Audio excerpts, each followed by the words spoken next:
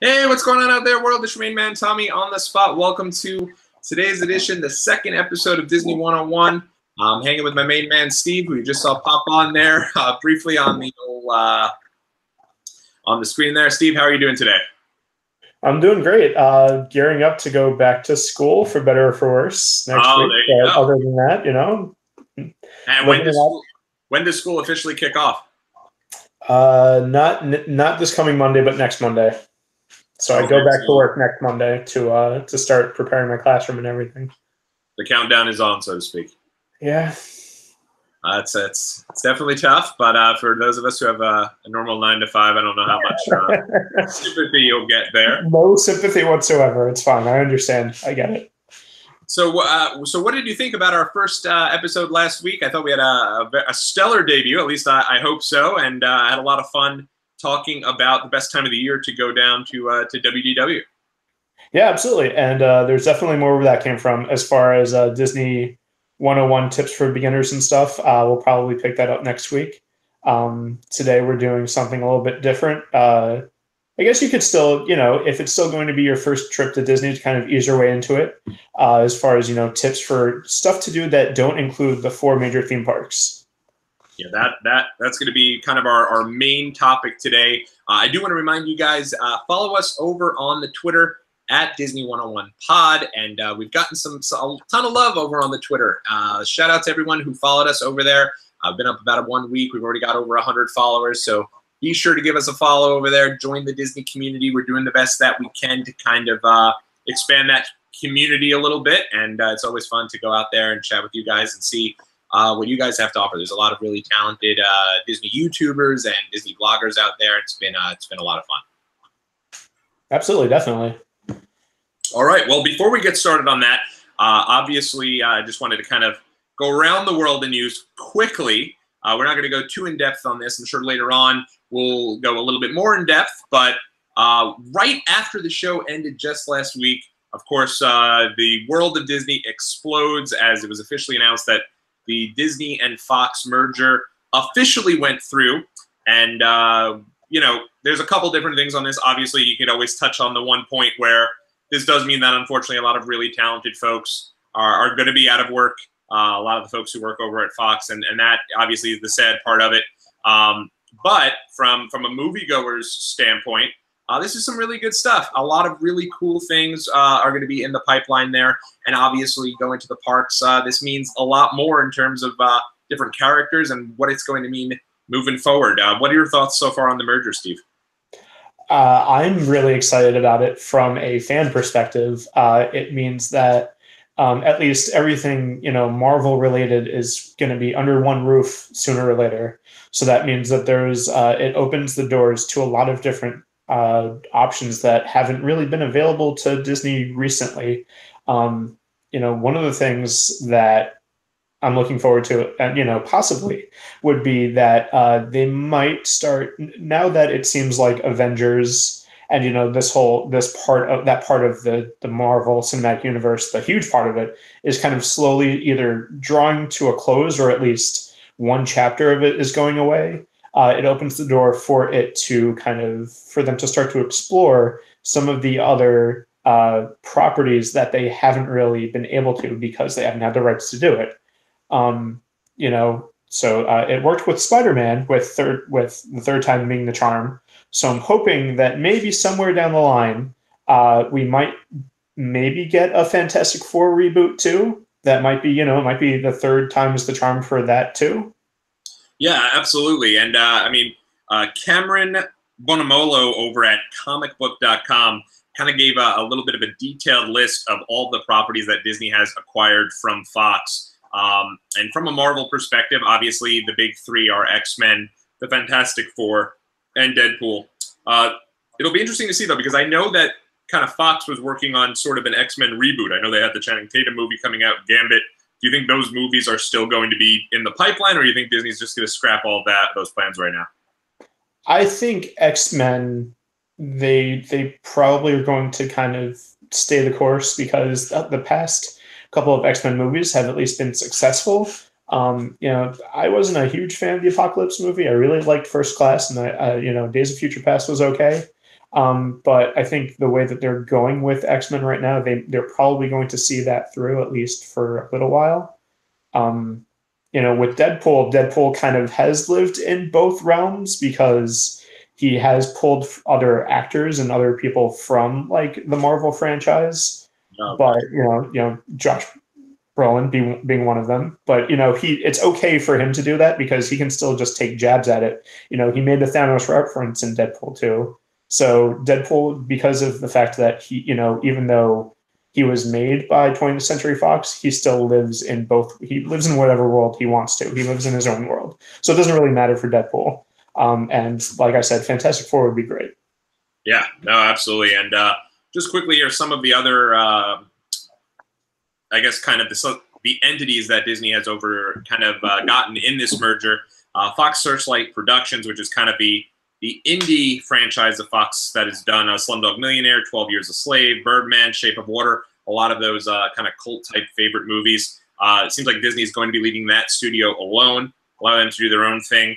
Planet of the Apes, Home Alone, Miracle on 34th Street, the entire Blue Sky Studios. So this includes characters from Ice Age, Rio, they did the Peanuts movie, and Ferdinand, which holds a place in my heart because John Cena was the star of Ferdinand. But it was actually, I mean, that got some some Oscar talks and stuff. People dug that movie. One of the more interesting ones that it does now also have access to is The Simpsons. So is this the end of the Simpsons ride and Simpsons world that exists currently in Universal? I don't think so. Intellectual property as a, who gets the rights to the movies versus who gets the rights to the TV show versus, who gets to put it in the theme parks and stuff. I don't see it going away. Universal Studios still has a bunch of Marvel stuff. They have the whole superhero island at Islands of Adventure here in Orlando. So, and, there were talks of, there are, rumors and here's what, some finer points of the contracts and of the agreements of, here's what happens if, there was, I think, a rumor or something, I don't know how credible it was, that if any of the rides break down enough where it needs a major renovation, then it has to be rethemed. It can't be a Marvel ride anymore. But that hasn't really seemed true because the Incredible Hulk just was down for quite a while due to a lengthy refurbishment, and it's still the Hulk. Oh, wow. That's pretty cool. Well, one of the other properties they did officially acquire is that of Avatar. So I'm sure now, not only with having Avatar, the whole ordeal over in Animal Kingdom with Avatar, now is that Avatar World that they refer to that as? I think they refer to it as Pandora, the world of Avatar. There you go. Thank you. I knew there was no way I was right, and I didn't want to just drop the line there on Avatar World, but chances are if you slap a world or a land at the end of something, you have a 50-50 chance of being right. That's right. That was close. In terms of Avatar, though, now that they have this, you can only imagine they'll be putting the machine behind all the Avatar movies that are coming out within the next couple of years. Oh, yeah, definitely. Yeah, so that's basically where that is. We're going to talk a lot more about the merger in the next coming weeks, and certainly as things come on there, we'll do kind of like maybe like a little dream match scenario there of like different things, different type of theme rides that we'd like to see down the pipeline there. But just because of time constraints, I'm going to move on to the next piece of business here, and this is actually good news for Stella, your dog. It appears that while the pilot program for dogs being allowed in Disney World has come to a close, the only reason it has come to a close is because of the fact that they are now officially allowing dogs in the resorts full time, which is pretty interesting and pretty cool nonetheless. So Gabrielle Rusin over at I believe she's at the Orlando Sentinel. Ran a story about this, but the original story comes from WDW News Today, and they basically said that Walt Disney World started pet-friendly hotels about a year ago. It appears now that the pet-friendly hotel pilot is in fact ending, but that is because it is going to become a permanent offering. Starting in October 2018, the pet-friendly Walt Disney World hotel policy will become a permanent offering at select hotels offering the rooms. So it's not all of the resorts that currently offer a place for your pooch to stay, are the Disney's Art of Animation Resort, $50 a night. I'm assuming that's $50 additional for the dog. It wouldn't be $50 just to stay there. No, no, it's going to be additional. Yeah. It's like a pet tax. Yeah.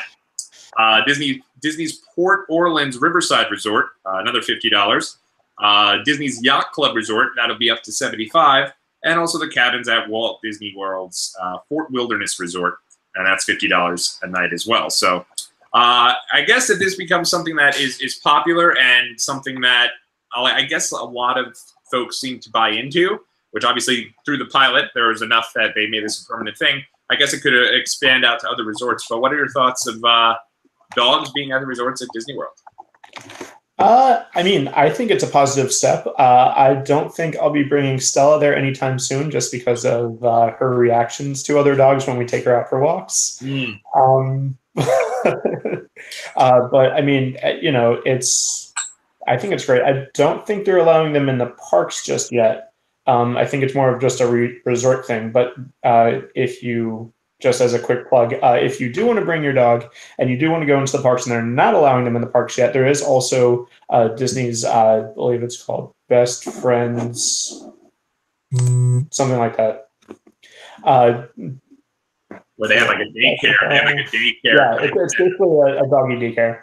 Disney's Best Friends Pet Resort. That's what there you go. And so that's where the dogs could stay during the day, kind of like a dog park, I guess. Well, it's I mean, I don't want to call it a kennel, but it's basically a kennel. Okay. But it's it's Disney-fied in every sense of the word. So it's still, it's going to have, your dogs are still going to get the Disney service. They're still going to get all, the great amenities. It's more of like a doggy spa. Oh, wow. That's pretty cool. And I mean, it's genius marketing on the point. Let's be honest, a lot of folks who travel with, who have dogs who travel always look for hotel accommodations for the dog. They don't want to leave without the dog. The dog basically becomes, a low-key child, if you will. And now that Disney's offering this, many other places do not offer this. So this is pretty smart on Disney's part. Oh, absolutely. Unfortunately, though, I do wonder over time if the dogs are going to cause a lot of damage to the resorts, and if that'll kind of spell the end. I'm assuming this pilot's been successful. Maybe they have certain rules, but I mean, the idea that like if a dog goes in there and tears apart the joint, that could be quite bad news for the resort. I mean, you could say about it, you could say that for anything really. If a group of other people, if a bunch of people are down here and they go into check into a hotel room and they tear it up, rock star style, they're still going to get the bill at the end of the day anyway. So it'll probably be the same thing if your dog goes in and tear something up or makes a mess or something. It'll probably be along the same lines. That is very true, especially for those folks celebrating bachelor and bachelorette parties down in Epcot. They're staying on the resort. I'd probably prefer the dog than the guests doing that. Right. One other thing I did want to quickly mention, they did unveil today, they're making some progress for Lightning McQueen's Racing Academy over in Hollywood Studios. It seems like that is going to be announced. It was announced a few weeks ago, but today it seems like Disney is constructing, they unveiled sort of the construction for Lightning McQueen's, I guess, kind of, I don't even know what you'd call it, because he's not a face character, but I guess his the model for that. And it seems like based on what they said, yes, this was originally going to be a show, and a lot of folks were a little nervous. I got this over again at WDW News today. They mentioned that originally some folks were worried this was just going to be a straight up show, but it seems like you're also going to be able to go into the car simulator that makes its appearance during Cars 3. And I wonder if this is the start of maybe kind of bridging some of that Cars Land stuff that is so popular from Disneyland over to Disney World itself over in Hollywood Studios. Seems like this particular show, though, is going to be right around the Aerosmith area, but pretty cool nonetheless. Oh, yeah, definitely. And I mean, it's one of those things where right now Hollywood Studios is really in a transition of trying to refine itself of, it went from being it's been, for a while, it was kind of standing as like a half-day theme park. And when a couple of the rides went down for refurbishment and a few of them closed permanently, now it's like, okay, well, we'll get to Hollywood Studios if we have time or if we want to ride one or two rides and then leave. But they're really trying to transition to it into a true full day park, just like they did with Animal Kingdom. So I think it's, any other sorts of shows or any other sorts of attractions or additions is definitely welcome. Yeah, I mean, especially because, now obviously with the Toy Story Land, that kind of was just debuted last month or a month or two ago, I guess at this point, a little over a month. Obviously with Star Wars Land also coming aboard, and now the show. Good for Disney Hollywood Studios, which the first time that we went down there in 2013, first time in a long time we had been down there, that was my favorite park. I thought it was awesome. I thought just because of the fact that I hadn't been on rides like Tower of Terror and whatchamacallit, the Aerosmith's Rock and Roller Coaster, I thought it was a lot of fun and thoroughly enjoyed Hollywood Studios. So it's good to see they're giving the studios a little bit of attention that it so big time deserves. The official announcement here from Disney, I'll read this quickly to you guys, just the official description of what you can expect on the show. At Lightning McQueen's Racing Academy, located near Rock and Roller Coaster, you'll come face to face with racing legend Lightning McQueen, who is excited to showcase what he's learned over the years with you, the next generation of rookie racers. Of course, as Lightning McQueen has discovered throughout his career, things don't always go according to plan, and he has to think fast to get back on course. With friends Toe Mater, Cruz Ramirez, and the gang from Radiator Springs on his side, Lightning gears up for the challenge. So, not sure if that means they're going to have like a little actual simulator for you to sit in with Lightning McQueen, or if it's just maybe going to be like a pre-show type deal before you then walk into the actual show. That kind of sounds, maybe that's the direction they're going. Maybe it almost kind of sounds like it might even start to lean towards the half dark ride, half 3D rides that Universal is famous for. Oh, okay. That would be cool. That would be. I think it would be cool at Universal. I no disrespect to the folks at Universal, I do think at some point you're like, oh great, 3D motion simulator, cool. That one's about like the last 3 or 4 we just did, but not to throw shade over at Universal. But I think Disney doesn't have too many of those, so I think it would be a welcome addition if that's the way that they go. It does seem, though, that this is not going to be... I was worried originally this was going to be replacing Beauty and the Beast. Seems like Beauty and the Beast is okay for now, though. Yeah, you're safe there. So that is going to do it. Do you have anything you want to add to the kind of the news portion of things before we get into the crux of kind of what we're doing here and our main portion of the show? No, I think I'm ready. All right. So we wanted to kind of, this week, one of the main kind of things that we wanted to talk about here on Disney 101 is a Parksless trip to Disney World. So a lot of folks go down to Disney. They think this means, nonstop parks from moment the sun goes up till the sun goes down, nonstop parks. And basically, if you do that, you're going to wipe yourself out pretty quick. So we figured we'd give you guys some alternative things to do while down at Disney World. And Steve, I'm going to let you kind of start this list off, and then I'll chime in with some things, I guess, as we go along. Sure, absolutely. I wanted to put in a couple of quick honorable mentions because they are technically parks in the water parks, so they're technically theme parks. But they're not. When you think theme parks, you're thinking Magic Kingdom, Epcot, Hollywood Studios, Animal Kingdom. A lot of people don't really even think about the water parks or even know that they're there. And there's 2 of them. There's Typhoon Lagoon, which Typhoon Lagoon and Blizzard Beach both have some water park essentials. So you're going to have your lazy river, you're going to have your wave pool. They have body slides and they have raft rides, but you're still at Disney, so you're still definitely going to get a step above as far as theming and as far as the ride quality. So let me do really quick 2 highlights over at Typhoon Lagoon are Humunga Cowabunga, and it's a body slide that boasts a 5-story drop at a 60-degree angle. And that's just going to be your typical body slide, which you just go in feet first and just cross your arms and legs and hope for the best. Oh my gosh. And then you also have the Crush and Gusher, which is billed as a water coaster, which means it's not just a downhill ride in a regular inner tube. You're going to have some dips and hills and some other, roller coaster like effects that make it really cool and make it unique. But then the second, which is my favorite of the two, is Blizzard Beach. And it's a theme park. Basically, the theme behind it is it goes a little bit something like a freak snowstorm hits Central Florida, and an enterprising young crocodile has decided to open up a ski resort because, hey, why not? And but as you might expect, it's Central Florida, so the snow starts to melt. So the quick-thinking crocodile turns his ski resort into a water park. And it's all to our benefit because it's a result in some pretty cool rides.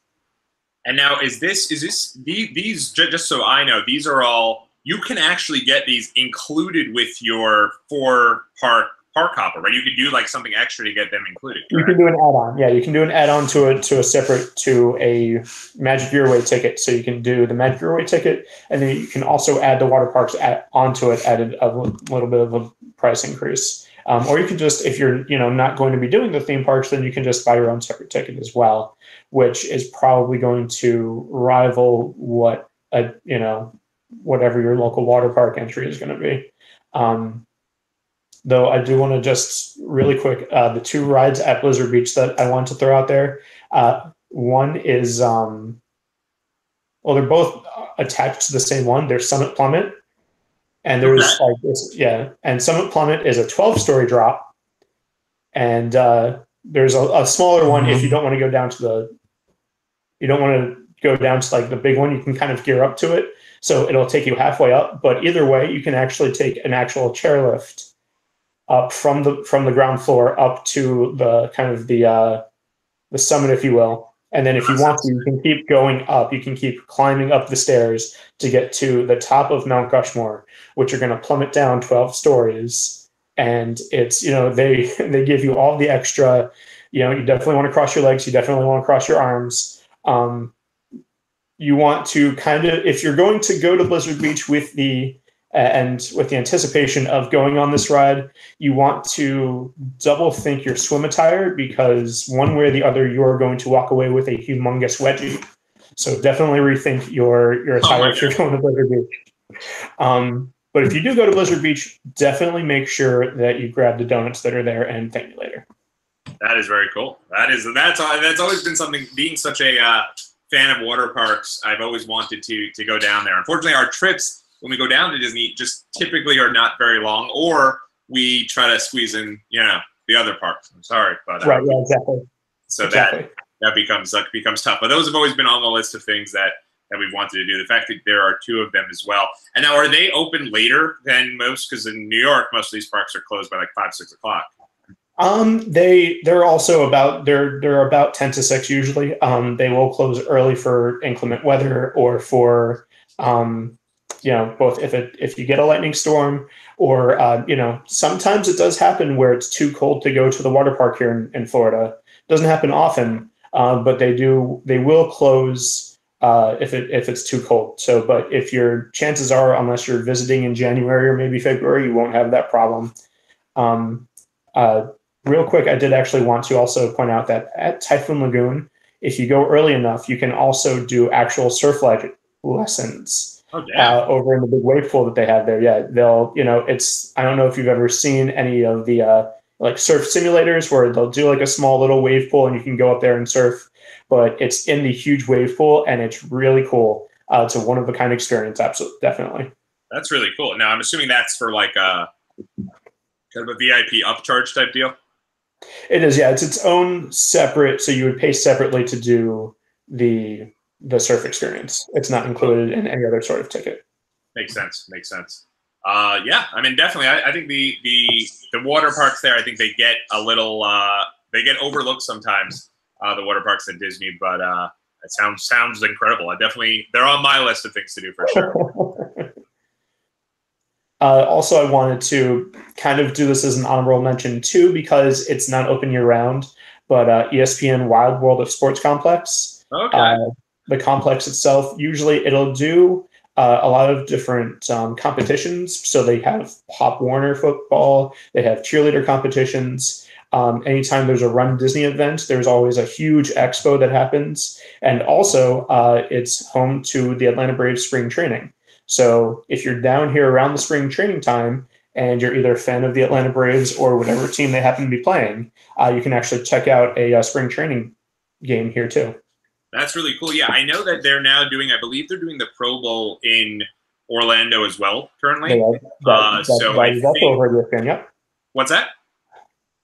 That's also over at the ESPN complex. Oh, really? That's all. Yeah, I thought they had some types of I think meet and greets and craziness going on around the Pro Bowl over there. So. That's very cool. That sounds like a lot of fun. It's also cool because I know that I believe around there's also some sort of sports bar, something you could watch some of the bigger games that are going on. Am I completely making that up? You're not making that up, but it's not at ESPN, the sports complex. ESPN has a different location at at one of the other Disney locations that's actually on my list. So we'll wait to get there. All right. I don't want to no spoiler free so far on the list. All right. So now that the honorable mentions are on the way, are out of the way, I was going to throw one out there that I do think that if you're, that you could do, if I'm not mistaken, you can do some of these even if you're not in the parks, and that would be character dining. Was that on your list? Character dining itself wasn't necessarily on my list, but overall, exploring the resorts was on my list. So you can definitely do character dining over at Chef Mickey's at the Contemporary Resort. They believe there's a couple of different breakfast locations as well. There's one at Disney's Boardwalk, and there's also one at Cape May Cafe over at the Beach Club.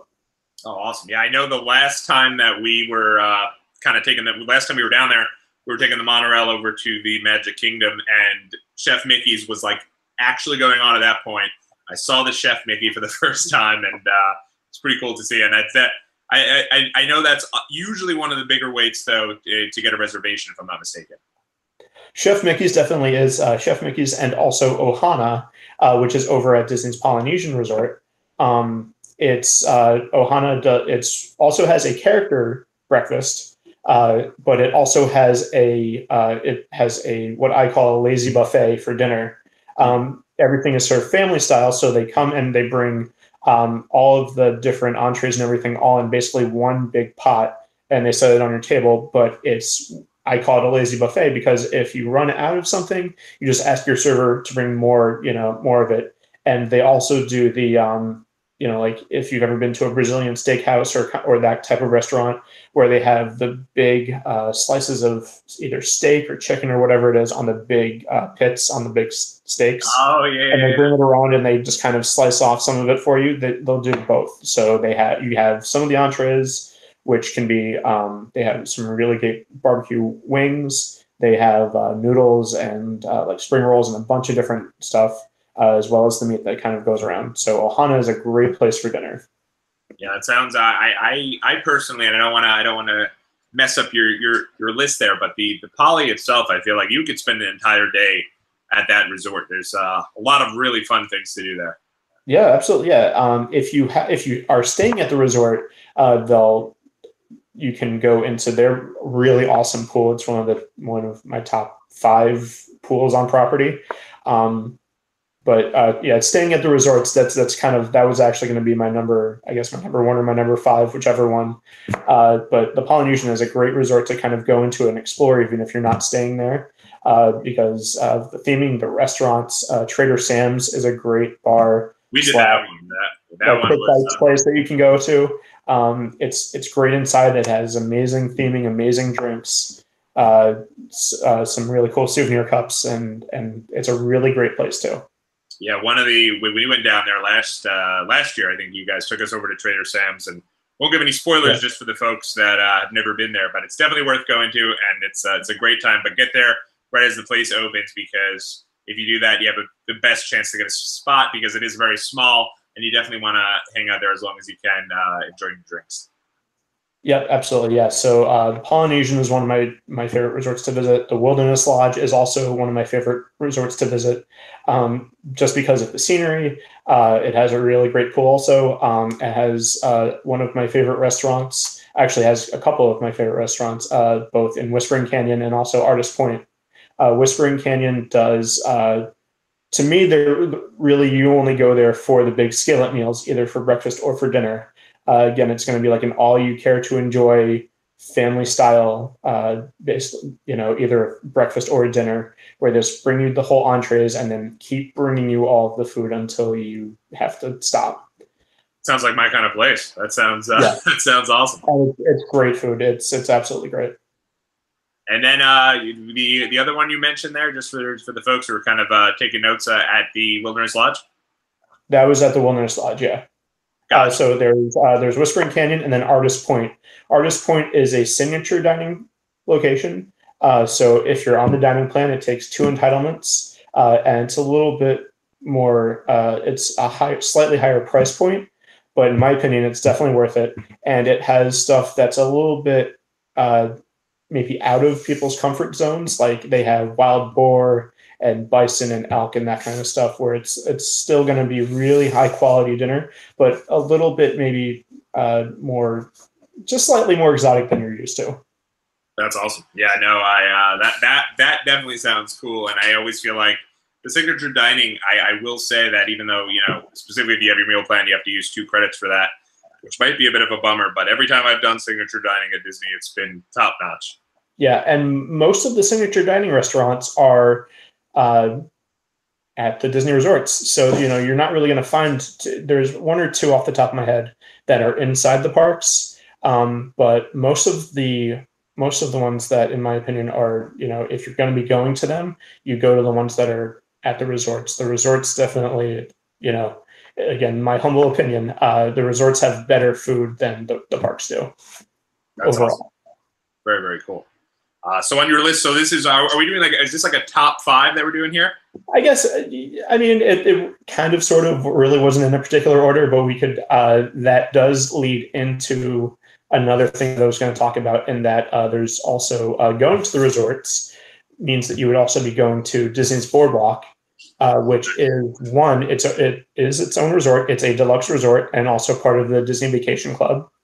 So it's right there. It's nestled in between Epcot and Hollywood Studios. So you can actually walk to both of those parks, which is very rare for Walt Disney World. Anyone that's been to Disneyland, when you're staying at any of the parks or resorts, or actually really any of the other parks around the world, you go to Disney, you can stay at a resort, and you can pretty much walk to the theme parks no problem. At Disney World, depending on which one you're going to, you might have a little while to walk, but at the boardwalk, you can walk or take a ferry boat to either Epcot or Disney's Hollywood Studios, which is great as far as a convenience factor. Yeah. But if you're not going to the parks, it's still a great place.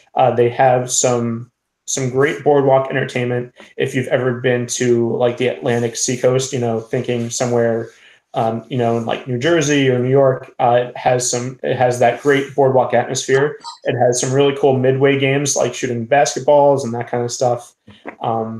It's also attached. Its neighbor is the Beach Club and the Yacht Club, which has one of my favorite restaurants, the Yachtsman Steakhouse, which we went to. That's one of mine as well. So it has a great nightlife, entertainment atmosphere.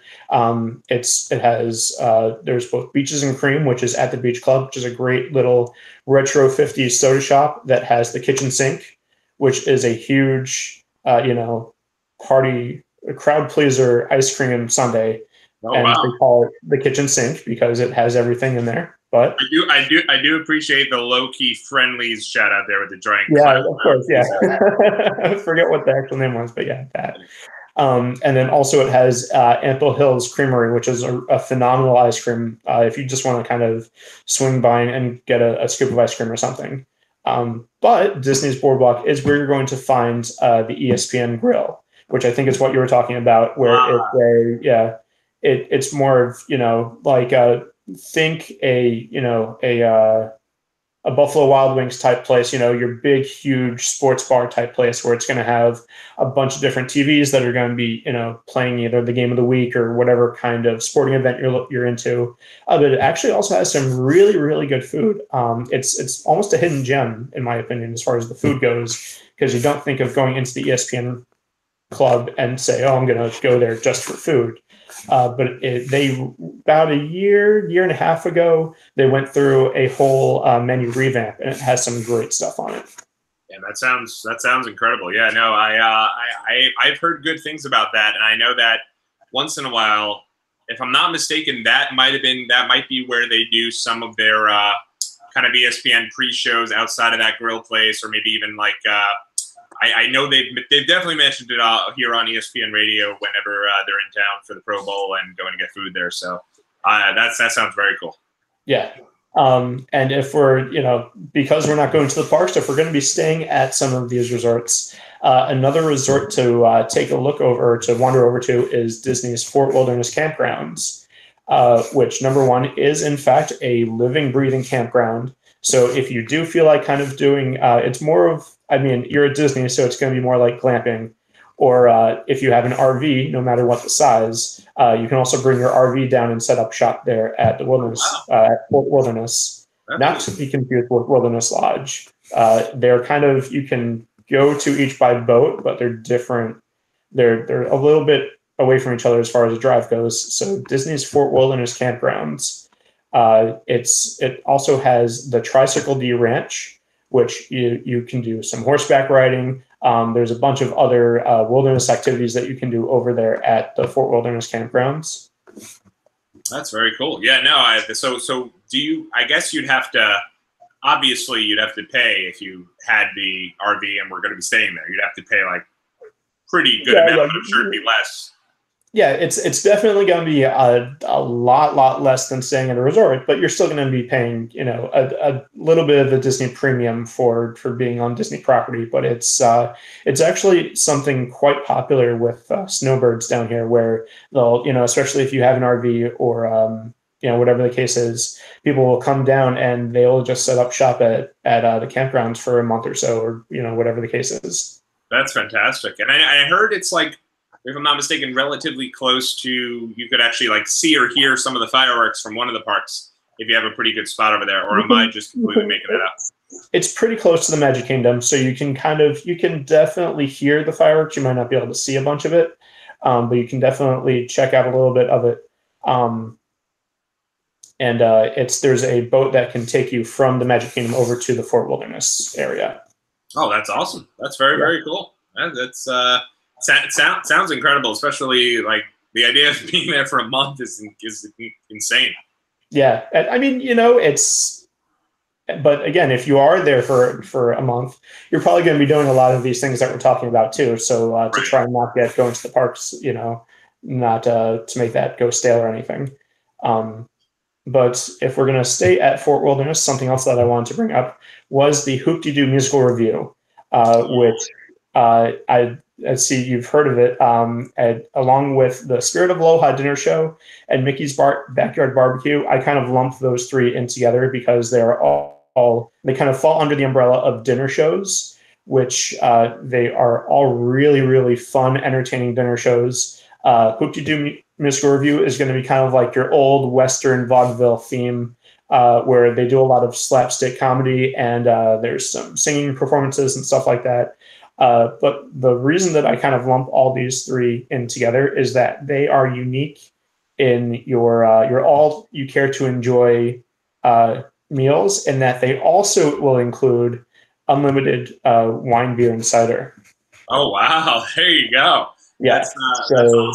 So definitely, you're definitely getting your money's worth there at the dinner shows. You get the show and the meal, which it's again going to be some really great food. The Spirit of Aloha dinner show is going to have a menu comparable to Ohana's dinner, and then the Hoop-de-Doo musical review is going to be a lot of your standard Southern comfort food. So you're going to get your fried chicken and mashed potatoes and green beans and cornbread and all of that good stuff. Yeah, while I haven't been to any of the dinner shows at Disney World, I was at the Wild Wild West dinner show Goofy's Wild Wild West dinner show over at Disneyland Paris, and they go all out for those. If you get a chance, go and check those out. It's definitely one I want to do them, and they're awesome. They're about as good as it could get. Yeah, and it's really the Hoop to Do musical review is the only one that I've personally done, which I absolutely 100% recommend. The other two, though, I've heard nothing but good things. So I would definitely recommend the Spirit of Lohan dinner show, as well as Mickey's Backyard Barbecue, which is also at Disney's Fort Wilderness. Very cool. Very, very cool. And then I had one more before we go on to the big one. And the other one is also going to be other things to do as far as staying around the Magic Kingdom area. There's a lot of other watercraft stuff to do. So you can actually do some boat rentals, whether it's kind of just your standard speedboat. They have jet skis. There's the Sammy Duval Water Sports, where you can rent some of those watercraft from. There's various different fishing tournaments that you can actually go out onto the Disney lakes, either the Seven Seas Lagoon or I think maybe the one over by the boardwalk. I'm not 100% on that, but definitely the Seven Seas Lagoon. It's catch and release.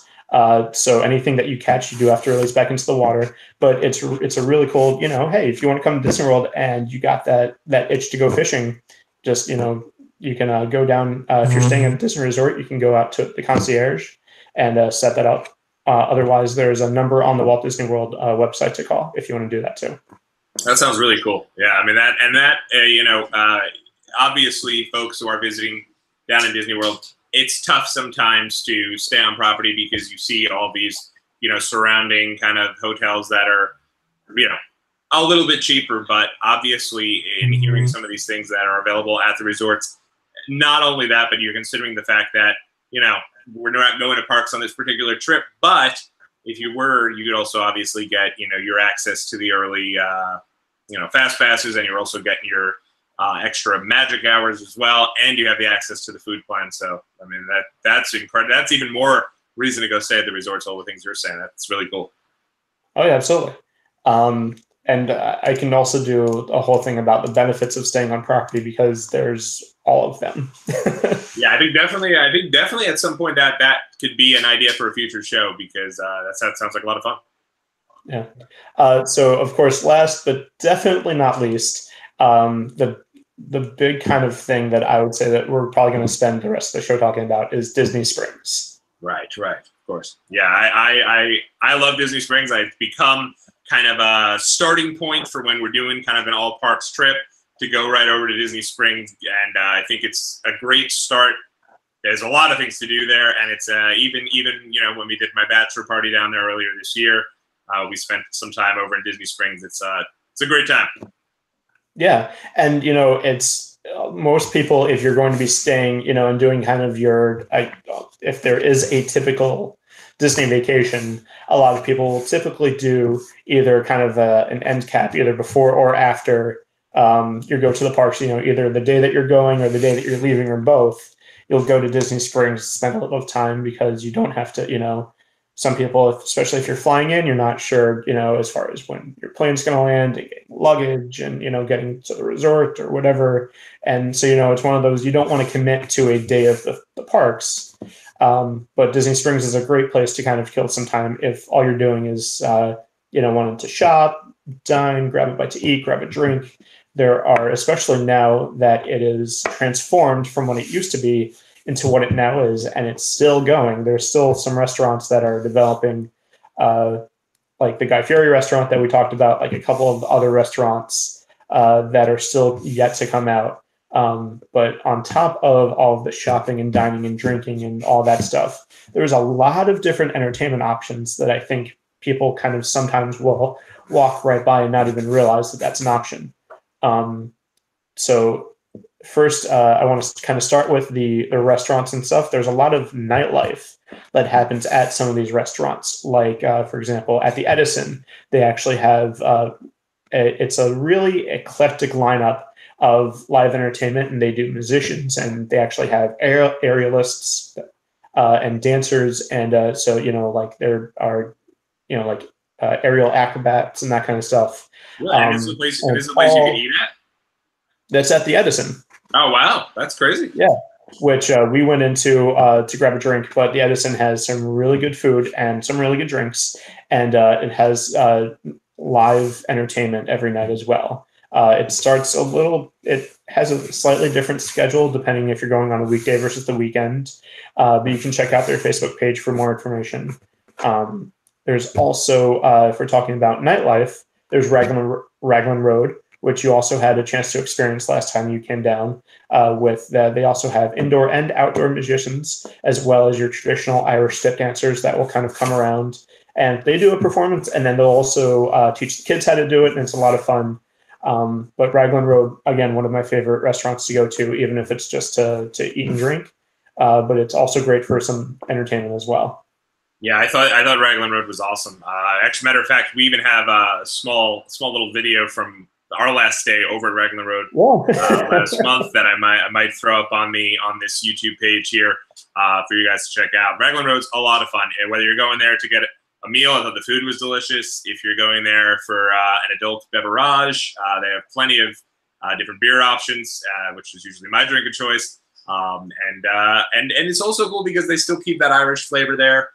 We kind of went down there and did I don't have my keys on me, but my wife and I both got matching kind of Lynch keychains there because obviously with the Irish last name, they have that there. And in the back of the keychain, it has like all of the history of the last name or motto and different things like that. So it's really good stuff. It's a lot of fun to go there. Yeah, and they'll do a bigger souvenir, display based on what your name is. If you go up to the counter and ask the cast members that work there, they'll kind of bring up a display of, you just search for your last name, what the crest looks like, and a little bit of background information on your last name. So it's really cool. Oh, that's awesome. That would have been information useful when we were over at Raglan Road last month. I didn't know that you guys were doing that, so I would have told you otherwise. It was late and we were hungry. That is very true. I didn't know that. That's really cool though. And we kind of stumbled into the store, and then somebody saw me and asked what my last name was. I guess usually this rather red complexion is probably a giveaway. Yeah. That, I'm of Irish descent, and so we had a good conversation, and then he showed us that, like the good salesman he was, and we bought a couple of them, so it's pretty cool. Yeah. And so to pile on to everything about live entertainment and stuff like that, there are other musicians that will perform just kind of in the little courtyard areas or in some of the other outdoor seating areas that you can kind of just catch. And most of them are really cool. And it's just kind of really cool places to go hang out, grab some live music. But if you want something that's a little bit more better known, like an actual musician or bands that you know of, that you've heard of before, that you want to go check out, you can head over to the House of Blues, which has its own little venue. It has its own restaurant, but it actually has a two-story concert hall in there as well. And I've seen Yellow Card, Newfound Glory, Social Distortion, Flogging Molly, a few others off the top of my head. But they actually have its own venue, and it's a fairly popular one because we don't have a lot of those smaller venues that Manhattan does. There's no Hammerstein Ballroom or I forget some of the other ones. Yeah, like Irving Plaza. Irving Plaza, Roseland. We don't have those really here. You're either playing the Amway Center, which is a huge arena, or you go to House of Blues if you're a little bit smaller and you want a little bit more of an intimate setting. So House of Blues, again, it's not necessarily something that you want to plan your vacation around unless you're a really hardcore fan. But whenever you're coming down, you definitely want to check that out. Yeah, House of Blues is really, it has become like the go-to venue for all things Disney. All things punk rock kind of in Orlando. I know even some of these bands that are kind of on the rise right now or who have established names that are super popular amongst the crew. Like I know Falling in Reverse is one of my favorite bands. They were down there not all that long ago at House of Blues, and it seems like a cool show. And I've always just wanted to go to a show there just because I'd assume it must be cool if the singer just goes, Disney World, let's go. That would be the cool. That would be awesome to be there for that. Yeah, it's really cool, and I've never caught them in the parks myself. I've always tried to like go and say, okay, if any of these bands are playing House of Blues, maybe we'll also see them at like Epcot or something. But no luck yet. Yeah, that's awesome. And I know the last one you went to was Newfound Glory, right? It was Newfound Glory, the lead singer from Yellow Card, and also Bayside. Oh my gosh, our hometown heroes. Yeah, that's right. Represent over here. That's really cool. We've seen them play at our old high school. Yeah, so that was cool. But yeah, it's a really cool area. It's a really cool venue to go. My first experience there, it was I had just gotten out of work, working like a 10-hour shift or whatever, and it was a band that my wife had dragged me over to go see, and I was like, "This is miserable. I'm never coming back." But I gave it a second try, and now I like going there. Who was the band your wife dragged you to see? Because it's probably I don't want to throw it out there. I don't want to offend anyone. And defend me, because probably without doubt it is on my my little pod over here, and probably one of my favorite acts. But yeah, no, that is really cool though, and it's I believe we had gone to the House of Blues that they have out in LA, not to see a show, just to get something to eat, because I think when we went to go see the show, they had I want to say it wasn't One Direction, but it was one of the 5 Seconds of Summer, I think. Okay. And so it was one of these bands that was like freaking gigantic, and so it was it was the Jonas Brothers. That's who it was. The Jonas Brothers was down there. They were doing a show. Not exactly our cup of tea, but it was also super sold out, and people were really into that. So there you go.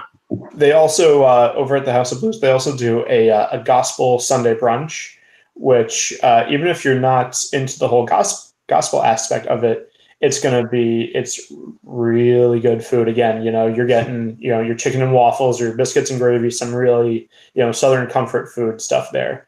So it's really cool. And I'm going to use that as a small segue into the other thing over at Disney Springs is other places to do Sunday brunch. Which a couple of the newer restaurants like Chef Art Smith's Homecoming, and also Maria and Enzo's. They do also another Sunday brunch. One or two other ones. Raglan Road actually does a Sunday brunch also. So it's a special menu, and some of them come with your mimosas and that kind of thing. But it's some really cool stuff to do if you happen to be down here on a Sunday, or if you're a local that wants to check it out. Sunday brunch over at Disney Springs is also really cool. Yeah, I think a lot of the things that you're talking about, are great for folks who are going to the parks for a couple, more than the 3 to 4 day time period, or if you're just looking for kind of a down day in between park days, but also for those folks that either are local or who have season pass holders. Maybe you've been to the parks a bunch of times and just didn't know there was so many more options for you. So I definitely think that's really cool. Yeah. Let's see. I have a couple of other things. There are two things that are right next to each other. There is the AMC movie theater, and I mention it not just because it is its own movie theater, but also it has something that's a little bit unique in they have the dine-in theater. So you get your assigned seating, and you get your own personal server that's going to, it's just like any other restaurant where they're going to come up, they take your order, and it's a full range of, it's a full menu. So you can get, if you want to get your chicken tenders and French fries, you can get it. You want to get a burger and fries, or, whatever the case is. If you still want to just get some popcorn and a soda, you can do that too. They also have a long list of some adult beverages if you want to do that too. But it's really cool in that it's a full service restaurant, and you get the movie theater as well. Very cool. Yeah, no, I think it's cool too, because it's like they do a really good job of, when a Disney movie is coming out, they do a good job of like usually giving like a 10 to 15 minute preview that you can go check out while you're at the parks. And if you like that movie, it's usually I guess usually it's a sneak peek. But it's cool that those options are there to go and check. Is that where you guys usually go to see movies? When we worked for Disney, it was definitely we went there a little bit more often because if it was we're just getting off of work, let's go over to Disney Springs. Right. But we go a little bit more local now. But it's still it's a great movie theater. They have great seats. It's the modern, comfy, big recliner executive chairs and stuff. So it's really cool. That's awesome. That's it's definitely the way of the future, and Yeah. I'm assuming too that now it's a full blown theater too. It's not just they're not only playing the Disney movies over there. Oh yeah, it's a full theater. Yeah, you're gonna get I think it's like 24 different theaters. It's a full range of movies, so it's not just Disney movies now. Oh, that's a little sad. I would like I it. know, disappointed, Yeah. but yeah. And right next to the movie theater is Splitsville, which is it's a bowling alley, but it's not just a bowling alley. It has again some really great food and drinks. Even if we've gone there on occasion where we've gone just to eat and not bowl, but it has some really their pizza is actually really good, and they have sushi too, and Oh wow. yeah, and it's actually, you go, oh, I don't want to get bowling alley sushi, but it's not like bowling alley sushi. It's good. That's awesome. But it's a great, and again, if it's, it's something different, maybe you guys are saying, we need a little bit of home, or we just need an off day, or it's raining or something, hey, Splitsville is great. It's really cool. That's awesome. Yeah, no, I know we've gone down to Splitsville a couple of times, just kind of hanging out in that little area. I think they have like a little bar that's attached to it. Yeah, a little outside patio area. Yeah. Yeah, and that's always fun because you can go and hang out there, have a drink, kind of see everything going on out on. Because I always just like to go around and just kind of explore and just see everything in front of you going on at Disney Springs. Because usually you have your street performers, or you have your magicians and different folks that are out there. And I always think that's cool. And the folks working at Splitsville will usually offer you a shooter, and if you decline, they may throw it in there. So it's pretty cool. A little extra there. Not like I'm promoting that or anything, but it is a little added bonus if that's your jam, so to speak. Right. Well, if you really want to see everything there is at Disney Springs, there's a great way to get a bird's eye view of it, and you can go to Aerophile, which used to be called Flights and Character, something like that. But it's basically it's a big hot air balloon ride, and it's not just going up in a wicker basket. It's a huge, it's multi-person. I think they can fit 15 to 20 people in a huge seated area, and they'll take it up and they lift you up into the hot air balloon. It's a unique experience. And it'll give you a great area because it's a great view of the surrounding area, because it's not often that you can get that kind of high-rise view and that high, scenic view of the area of Orlando. Yeah, that's really cool. That sounds awesome. Yeah. And did they? Now I know they also had or they still do have the Cirque du Soleil, but that's going away, right? Cirque du Soleil ended last year, but the building is still there. And the rumor is, or at least my theory is, that it's still coming back with a new show. Okay. It's just nothing that's been officially announced yet. Gotcha. Yeah, because I know they also just closed. Well, I don't know. We're not going to say just closed, because I did not know Cirque du Soleil had closed last year. But they got rid of the World of Disney, right? The arcade area. Disney Quest. Disney Quest. World of Disney's still there. That's where you go and you buy your Disney World of Disney is definitely still there. Disney Quest closed down, got completely demolished, unfortunately. I loved it. It was a great place to do. So it had classic arcade games. So it had like Donkey Kong and Pac-Man and your original arcade games. But it also had like Dave and Buster's style, like big arcade games. So it had like Fruit Ninja and like Guitar Hero and Dance Dance Revolution and all those like big, huge games. It also had a couple of other like unique experiences. They had something called Cyberspace Mountain, where you basically got to design your own roller coaster and then test it out in like a flight sim. It was like a legit like Air Force flight simulator. But if you wanted to make your roller coaster do barrel rolls or any other sort of loops or anything, the simulator could recreate it, and it was really cool to do. But that closed down, got demolished in way of the NBA experience. That's going to be, I think, coming sometime next year.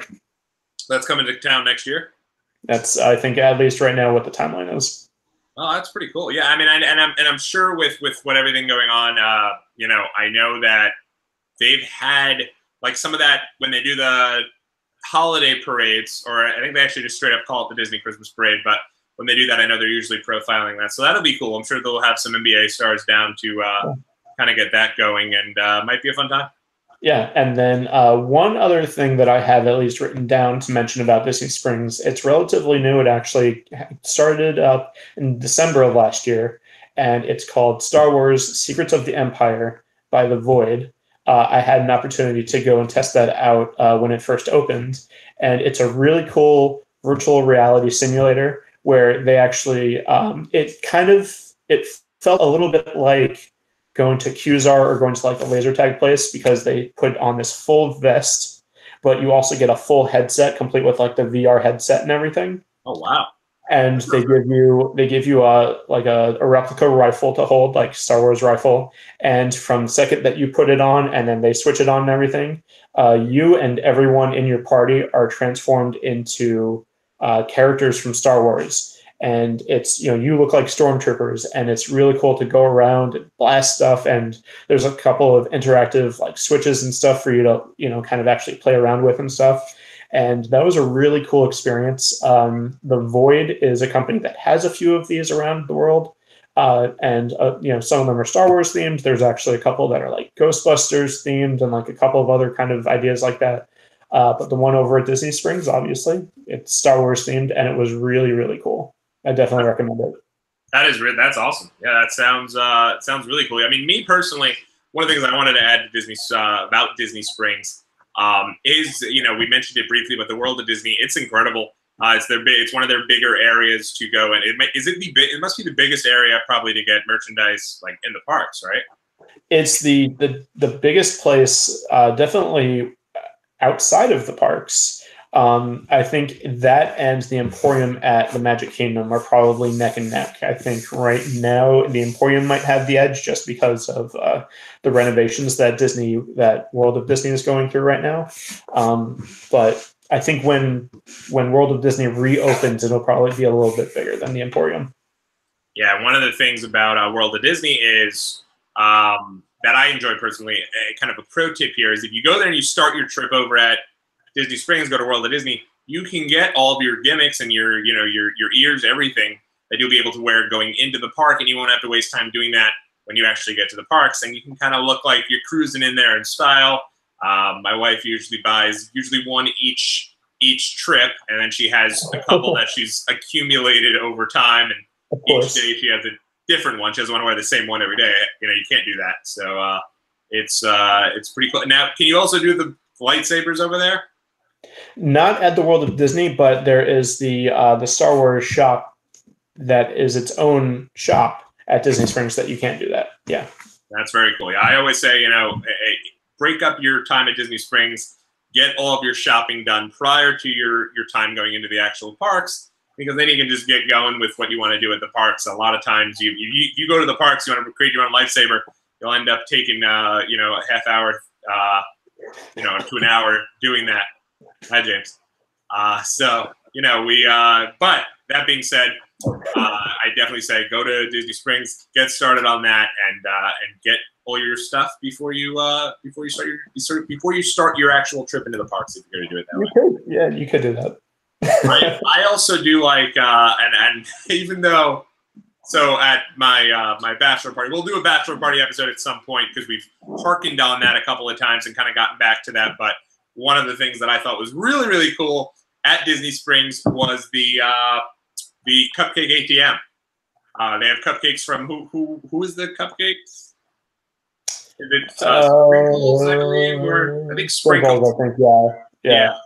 And you just go in, you put your card in like you get in an ATM. Instead of taking out cash, though, you choose your cupcake that goes in there. I do realize this is a rather pedestrian concept that you could probably do elsewhere, but it was my first time seeing it over there, and I was blown away by the idea behind it there. Isn't there also a dinosaur themed place there? There is, and it's called Dinosaur. Oh, okay. No, it's not called Dinosaur. It's called T-Rex. T-Rex, there you go. It's called T-Rex, and it's by the same company that owns the Rainforest Cafe, which is also at Disney Springs. Oh, wow. But it's over between the two, I would choose T-Rex myself, just because there's a spot in my heart for dinosaurs that'll always be there. And they have different themed parts of the restaurant. So there's like an ice age theme almost, where like it's almost in an ice cave. There's a part that's next to a big aquarium, so that they have some sort of tropical fish and stuff. And if you're not going to the restaurant, you just kind of want to go in there. There's also a gift shop that you can actually get Build-A-Bear style dinosaurs and in the gift shop. Oh, that's really cool. That sounds awesome. Yeah. I'll definitely have to check. I've seen it a bunch of times, and it looks like the coolest place in all of Disney Springs. So I'll definitely have to go there. The theming there is on point. It's definitely a great place to bring the kids. We went there once, and the food was okay. But it's one of those places where you're definitely going for the atmosphere, and you're probably more going for the kids than anything. Very cool. Well, that was a great little list there. It seems like there's tons of things to do outside. I know there's also there's still the NASCAR deal there. That's not there anymore. It closed a year or two ago at this point. But yeah, the Richard Petty driving experience, that was really cool. But it closed down. There was an accident that happened, but also it was going to close down to make way for the expanded parking lot and everything that had to happen at Magic Kingdom. But yeah, it was really cool. But and this is by no means a complete list of things to do that are not considered in the theme parks. There's still a tons at some of the individual resorts. So a lot of them kind of fall under the same themes of sometimes there's going to be like, there's dive-in movies that a lot of the resorts will play, where you can just they have big projector screens over by the pools. And, you can just go hop in and they'll play some Disney movies or some new releases and that kind of thing. Tons of stuff to do at your resorts. So if you are staying on Disney property and you're not going to be spending too much time in the parks, you definitely want to check out what's available to you at your individual resort and maybe even what's at nearby resorts to kind of get a full list of the opportunities and the stuff that goes on. Very cool. Yeah, that's awesome. Yeah, I mean, and if you've been to the parks and if you're a longtime fan of the Disney parks, let us know your favorite thing to do that is quote unquote Parksless, or your park alternatives at Walt Disney World. Let us know your favorite alternative thing to do at Walt Disney World over in the comment section below, or let us know over on Twitter at Disney101pod. But I thought a lot of fun. Great job, Steve, on that one. I obviously, with me asking about a couple of different attractions that have been gone for years, but I've gotten a little better. I do recall when we went in 2013, and I asked if 10,000 Leagues Under the Sea was still a ride that was there. And you informed me, and unfortunately closed in 2001. So a little behind on the times, but we might have even been closed before that. I don't know, but very good list there. Is there anything else that you wanted to kind of wrap up with? The only other thing that if for next week we're going to talk about some of our either dream ideas or maybe dream attractions for the parks that are coming along with this new acquisition by Disney and some of more of the Marvel stuff. So what I've been thinking about trying to do is doing what movie I want to see come out of this and my dream cast for that movie.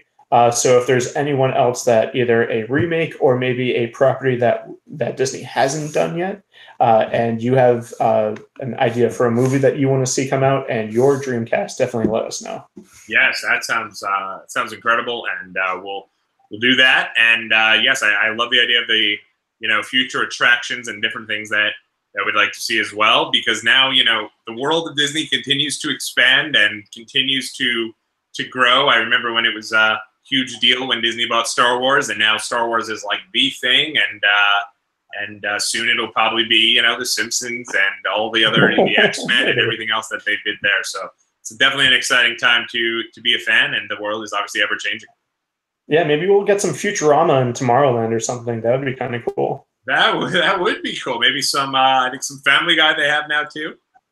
Maybe some Stewie. I know you're not as big on Family Guy. I don't know about that. I don't know if that's 100% family. If that's Disney. Yeah, you're right. I mean, I can kind of see one thing where like maybe they'll have some plush Family Guy stuff in some of these stores, but it'll be something that's kind of low key and not really promoted throughout. Yeah.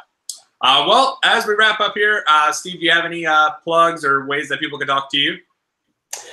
Just the usual. Either at on Twitter, I'm SteveCJ556, and on Instagram, it's millennial_Falcon27.